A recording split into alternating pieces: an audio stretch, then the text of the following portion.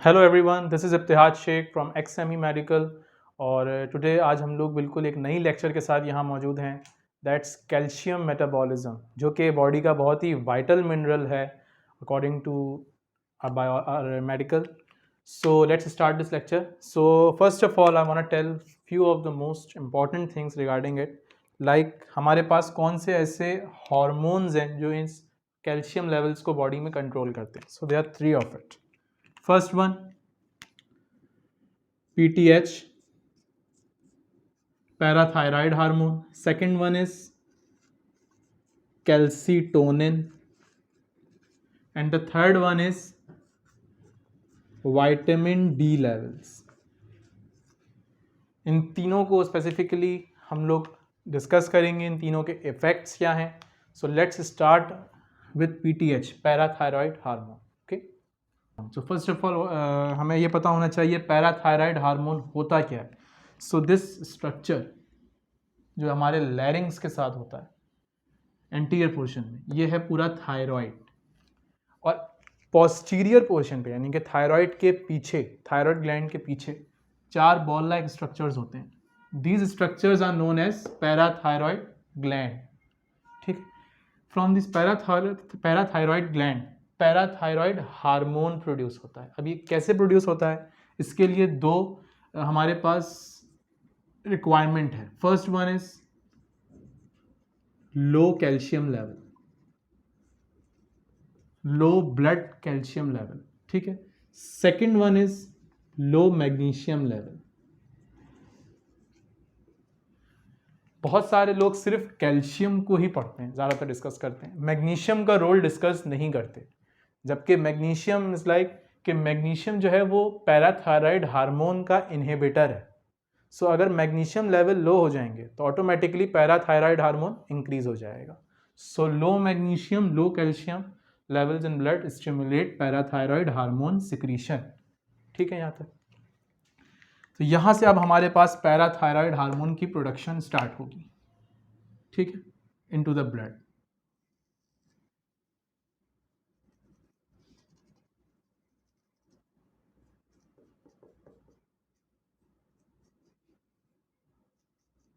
अब इस parathyroid hormone के इफेक्ट्स क्या हैं बॉडी में, इसके डिफरेंट डिफरेंट जगह पे हमारे पास इंपॉर्टेंस है, इसकी इफेक्ट्स हैं। First one is GIT, gastro intestinal tract. GIT के अंदर भी कौन से सेल्स, इंटेस्टाइनल सेल्स। ये इंटेस्टाइन में क्या करता है, कैल्शियम और फॉस्फेट की जो एब्जॉर्प्शन रेट है उसको इंक्रीज कर देता है। ये कैल्शियम और फॉस्फेट के एब्जॉर्प्शन रेट को इंक्रीज कर देता है। आपको ये बात याद रखनी है कि PTH कब रिलीज हो रहा था, जब ब्लड में लो कैल्शियम था। और PTH का काम क्या है, ब्लड में दोबारा से ब्लड के कैल्शियम को इंक्रीज करना। सो ये वो सारे काम करेगा जिससे ब्लड लेवल में कैल्शियम लेवल राइज होता है। सो फर्स्ट इफेक्ट ये है इसका GIT में। Now the second effect will be on bone. Okay, हमारे पास बोन्स में दो तरह के सेल हैं। First one osteoblast, second one osteoclast. Osteoblast क्या होते हैं, bone makers, bone making cell. Osteoclast क्या है, बोन रिजॉर्प्शन यानी कि बोन को तोड़ते हैं, बोन ब्रेकिंग सेल्स। अब इनको किस तरीके से PTH हार्मोन इफेक्ट करता है ये जानना है। फर्स्ट, यहाँ पे PTH हार्मोन आके अटैच होता है। इस रिसेप्टर का नाम क्या है, PTH receptor, parathyroid hormone receptor. कहाँ पे होता है, ऑस्टियोब्लास्ट पे। जैसे ये एक्टिवेट हो जाएगा ऑस्टियोब्लास्ट, इसमें तीन काम होंगे। फर्स्ट वन प्रोलिफरेशन, या आपने नंबर तेजी से पढ़ाना स्टार्ट करेगा। सेकंड वन OPG की secretion,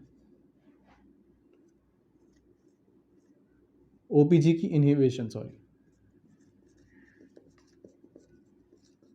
and the third one is rank ligand की सिक्रीशन या उसकी एक्टिवेशन। अब इन तीनों का काम क्या है, प्रोलिफरेशन मतलब ऑस्टियोब्लास्ट को तेजी से अपने नंबर बढ़ाना। OPG क्या है, OPG एक केमिकल है जो कि ऑस्टियोब्लास्ट से ही रिलीज होता है और इसका काम ये होता है कि ये रैंक लीगेंड के ऐसे सामने आ जाता है और इसको अटैच नहीं होने देता। ये ओपीजी का काम है, ब्लॉकेज का। अब रैंक लिगेंड क्या है? रैंक लिगेंड इज बेसिकली वो उसके यहाँ सामने एक रैंक लिगेंड रिसेप्टर होते हैं, रैंक लिगेंड रिसेप्टर प्रोटीन, इसे हम कहते हैं रैंक लिगेंड, और ये है rank ligand receptor. Rank ligand receptor proteins ये किसके ऊपर होते हैं? ऑस्टियोक्लास्ट के ऊपर, ठीक है। तो इस तरीके से ऑस्टियोब्लास्ट ही ऑस्टियोक्लास्ट को एक्टिवेट करता है। पीटीएच का डायरेक्ट इफेक्ट ऑस्टियोक्लास्ट पे कुछ भी नहीं है, सारा इनडायरेक्टली इफेक्ट है, यानी कि ऑस्टियोब्लास्ट के जरिए ही ऑस्टियोक्लास्ट एक्टिवेट होगा। अब जब ऑस्टियोक्लास्ट एक्टिवेट होगा तो इसमें दो इसके साथ काम होते हैं। पहला वन, प्रोलिफरेशन। अब यहां पे हमारे पास एक दूसरी चीज है, ये क्या है? Macrophage colony stimulating factor. Macrophage colony stimulating factor ये इस ऑस्टियोक्लास्ट की एक्टिविटी को और ज़्यादा मल्टीप्लाई कर देता है, इसकी एक्टिविटी को इंक्रीज कर देता है। अब ऑस्टियोक्लास्ट का काम क्या है और ऑस्टियोब्लास्ट का काम क्या है? सो ऑस्टियोक्लास्ट से हमारे पास बहुत सारी सिक्रीशंस होती हैं, लाइक एसिड फॉस्फेटेस, जिसका काम क्या है? बोन्स को तोड़ना, बोन रिजॉर्प्शन। और कौन से एंजाइम्स हैं? हाइड्रोलाइजिंग एंजाइम्स, जो कि बोन ब्रेकिंग में काम आते हैं, ठीक है। देन ऑस्टियोब्लास्ट का क्या काम है हमारे पास? इसका काम होता है बोन मेकिंग। इसमें कौन कौन आता है? अल्कलाइन फॉस्फेटेस, देन और भी हैं इसके साथ, और भी एंजाइम्स हैं, कोलिजिनेज, ये भी एक एंजाइम है जिसकी एक्टिविटी होती है ऑस्टियोब्लास्ट के साथ। ओके, सो इन एंजाइम्स की क्लिनिकल इंपॉर्टेंस क्या है? इन एंजाइम की क्लिनिकल इंपॉर्टेंस ये है कि अक्सर आपने देखे होंगे कुछ आपके पास क्लिनिकल्स या लैब वैल्यूज आती होंगी, उसमें लेवल्स लिखे हुए होते हैं हार्मोन के, अल्कलाइन फॉस्फेटेज लेवल, एसिड, ये सब लेवल्स हैं जिनकी बेस पे इनकी क्लिनिकली बहुत ज़्यादा इंपॉर्टेंस है, जिनको मैं आगे नेक्स्ट वीडियो में डिस्कस करूँगा, ठीक है। सो यहाँ तक इनका काम क्या था? अब जब बोन ब्रेकिंग होगी तो इसमें से कैल्शियम रिलीज होगा, और ये कैल्शियम सारा कहाँ जाएगा? ब्लड के अंदर। तो इस तरीके से पीटीएच ने क्या काम किया? ब्लड कैल्शियम लेवल्स को फिर से राइज कर दिया। किसके जरिए? बोन्स के ही कैल्शियम को ब्लड में डाल के, ठीक है। तो अब पीटीएच के नेक्स्ट इफेक्ट क्या है? अब हमें जाना है पीटीएच के थर्ड इफेक्ट की तरफ। थर्ड इफेक्ट क्या है पीटीएच का? इस इफेक्ट को पढ़ाने से पहले मुझे आपको विटामिन डी के बारे में थोड़ा सा इसका बताना है कि ये कैसे अपनी इनएक्टिव फॉर्म से एक्टिव फॉर्म में आता है, ठीक है। सो हमारे पास स्किन में एक स्टोर्ड फॉर्म होती है विटामिन डी की, जिसको हम बोलते हैं 7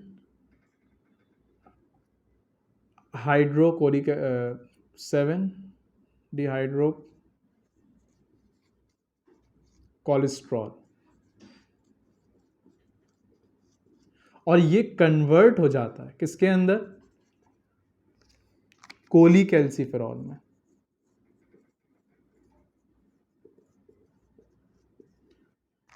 कोलीकैल्सिफेरॉल के अंदर किसकी प्रेजेंस में ये काम होता है? ये काम होता है एक्सरेज की प्रेजेंस में। और एक्सरेज कहां से आती हैं? सनलाइट। इसीलिए कहते हैं ना कि सनलाइट से विटामिन डी वो इसीलिए होता है। लाइक आपके स्किन में 7 डिहाइड्रो कोलेस्ट्रॉल है जो कि कन्वर्ट हुआ है कोलीकैल्सिफेरॉल। अब यहां से ये कोलीकैल्सिफेरॉल जाएगा लिवर में, और लिवर में ये कन्वर्ट होगा कोलीकैल्सिफेरॉल से, ये कन्वर्ट होगा 25 हाइड्रोक्सी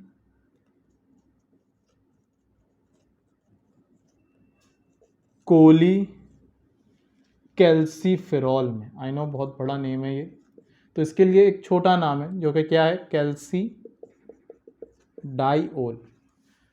ये अभी भी अपनी एक्टिव फॉर्म में नहीं आया है कैल्सीडाइओल। यहाँ से अब ये जाएगा किडनी की तरफ। किडनी में नेफ्रॉन्स के भी प्रॉक्सिमल कॉन्वोल्यूटेड टिब्यूल का जो ये पोर्शन है, पढ़ा होगा नेफ्रॉन में ग्लोमेरुलस, ये बोमेंस capsule, proximal convoluted tubule, loop of Henle, distal convoluted tubule. तो प्रॉक्सिमल कॉन्वोल्यूटेड टिब्यूल के भी जो लेट सेल्स हैं, यानी कि जो एंड के सेल्स हैं, उसमें ये कैल्सीडाइओल कन्वर्ट होता है कैल्सीट्राइओल के अंदर। जो कि इसकी एक्टिव फॉर्म है, और इसी को हम विटामिन D3 भी बोलते हैं, क्योंकि ये ट्राईओल है, वो D2 है इनएक्टिव फॉर्म। इसको कन्वर्ट कौन कराता है इस रिएक्शन को? इसके लिए हमारे पास एक एंजाइम है जिसका नाम है 1-अल्फा हाइड्रोक्सीलेज।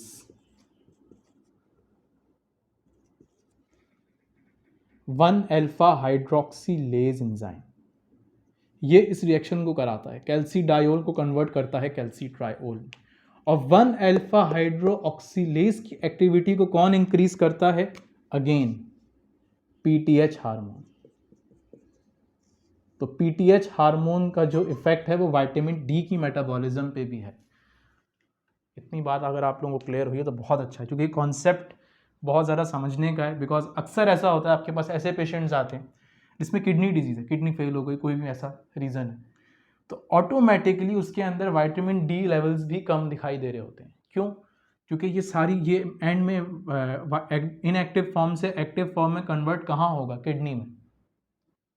ठीक है, तो इसीलिए विटामिन डी की भी उसमें डेफिशिएंसी हो जाती है, राइट। सेकेंडली, अगर पीटीएच हार्मोन की डेफिशिएंसी है तो उसकी वजह से भी ये रीज़न हो सकता है। क्लियर?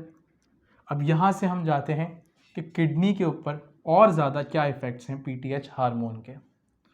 सो यहाँ पे हमारे पास किडनी का जो ये लास्ट ये जो पोर्शन है, इसे हम कहते हैं डिस्टल कॉन्वोल्यूटेड ट्यूब्यूल, ये आप सब जानते हैं।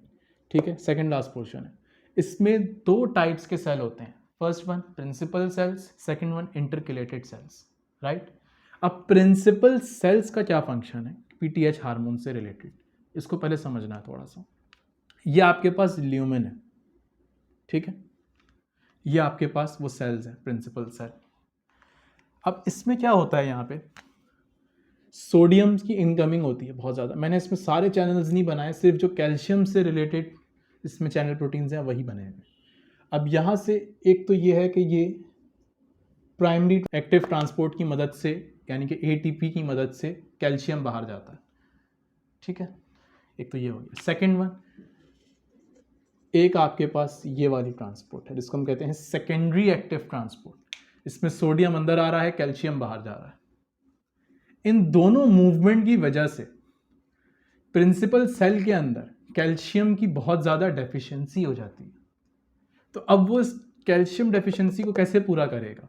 वो क्या करेगा कि इस ल्यूमेन से जितना भी कैल्शियम है अपने अंदर ले, यहाँ सेल के अंदर भेज देगा। तो इस तरीके से कैल्शियम जो है वो यूरिन में नहीं जाएगा, बल्कि रीअब्जॉर्ब होकर दोबारा सेल में आ जाएगा। और सेल से इन्हीं दोनों प्रोटीन की मदद से, यानी कि कैल्शियम एटीपेस पंप की मदद से और सोडियम कैल्शियम काउंटर ट्रांसपोर्ट की मदद से दोबारा से ब्लड में चला जाएगा। अब इसमें पीटीएच का क्या काम है? पीटीएच का काम सिर्फ इसमें इतना है,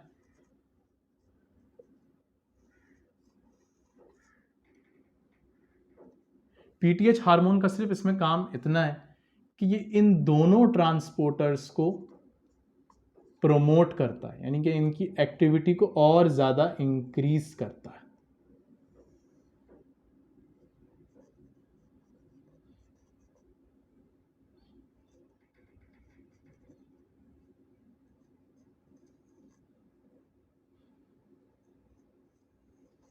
इन दोनों की एक्टिविटी को बहुत ज़्यादा इंक्रीज कर देगा। जब बहुत ज़्यादा एक्टिविटी इंक्रीज होगी तो सारे कैल्शियम ज़्यादातर बाहर की तरफ जाना शुरू। जब कैल्शियम ज़्यादा बाहर जाएंगे, यहाँ डेफिशिएंसी होगी। जब यहाँ डेफिशिएंसी होगी तो ल्यूमेन के सारे कैल्शियम सेल के अंदर आ जाएंगे। इस तरीके से कैल्शियम जो है वो यूरिन के अंदर नहीं जाएगा, कम जाएगा। इस तरीके से पीटीएच हार्मोन का ये काम है कि वो कैसे कैल्शियम को, सारे कैल्शियम को बॉडी के ब्लड में वापस लेकर आए, ब्लड कैल्शियम को कैसे दोबारा से इंक्रीज करे। तो ये सारा काम पीटीएच का है।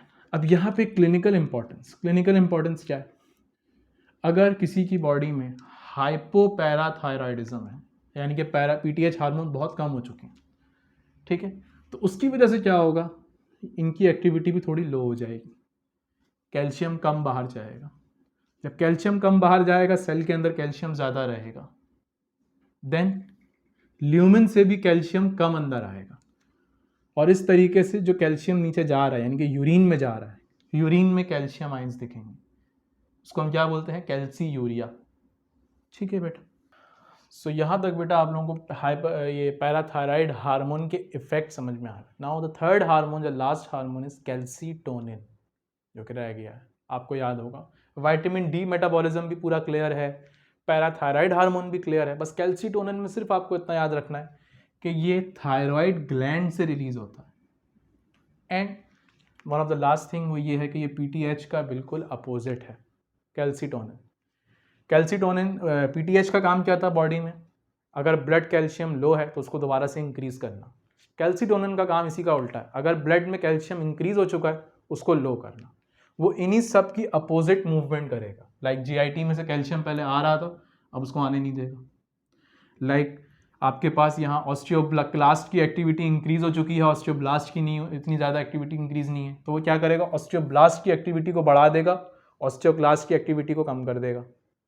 ठीक, तो ये सारे इफेक्ट्स एक तरीके से कैल्सीटोनिन के उल्टे हैं, अपोजिट है पीटीएच के।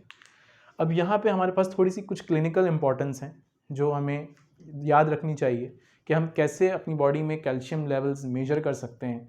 लाइक या हमें कैसे पता चलेगा कि हमें कौन सी ऐसी जो है डिजीज़ है, क्या है, कैसे हम ट्रेस आउट करेंगे उसको। तो उसके लिए हमारे पास 2-3 चीज़ें हैं। क्या, सबसे पहला मेथड, तो आपको यूरिन में कैल्शियम चेक करना है।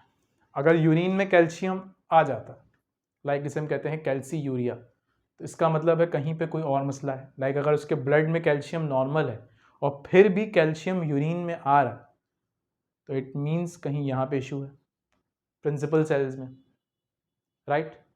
अगर उसके पास उसकी बॉडी में विटामिन डी लेवल्स लो हैं या एक्टिव फॉर्म में नहीं है, तो इसका क्या मतलब है, कोई रीनल डिजीज़ या लिवर में कोई इशू हो सकता है, या स्किन्स में इशू है, या फिर किडनी में कोई इशू है जिसकी वजह से ये इनएक्टिव फॉर्म से एक्टिव फॉर्म में नहीं आ पा रहा। ठीक है, विटामिन डी पैर। अब आप चाहो तो सीरम कैल्शियम भी चेक कर सकते हो, ब्लड कैल्शियम, सबसे आसान तरीका। अगर ब्लड कैल्शियम लो है, ऑटोमेटिक सी बात है कि पीटीएच हार्मोन तो ज़्यादा ही इंक्रीज़ होगा।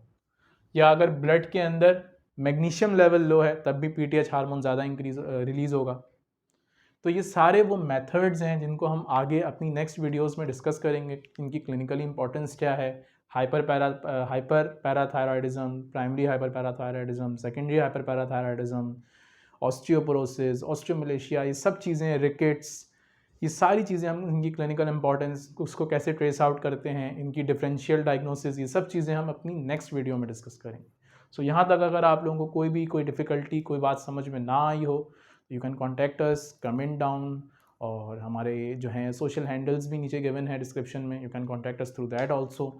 सो यहाँ तक मुझे दीजिए इजाज़त। Thank you everyone, this is Ibtihaj Shaikh from एक्सटेंडी मेडिकल साइनिंग ऑफ।